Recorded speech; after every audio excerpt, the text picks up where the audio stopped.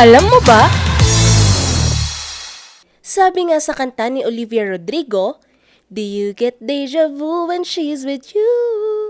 Pero, in fairness, sa totoo lang, halos lahat tayo nakaranas na ng ganito. Yung tipong pakiramdam mo nangyari na ang kasalukuyang nangyayari ngayon pero hindi pa pala. Tinatawag itong deja vu. Ang deja vu ay galing sa French na salitang déjà vu nang ibig sabihin ay already seen. Ito yung kakaibang feeling na parang nangyari ng isang situation pero in reality, ngayon mo pa lang naman iyon na experience. For short, illusion of memory.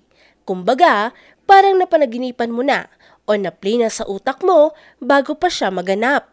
Ayon sa mga siyentipiko, nangyayari ang deja vu dahil sa maliliit na glitches sa ating utak.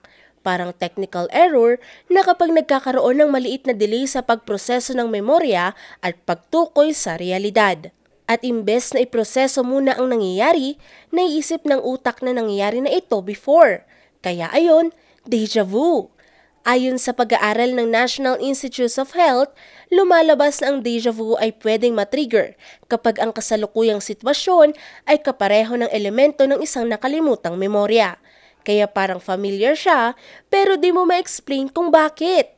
Ang deja vu rin ay madalas maranasan ng mga young adults at mga taong madalas gumaganang utak, gaya ng mga mahilig magbasa, manood ng movies at mga creative people.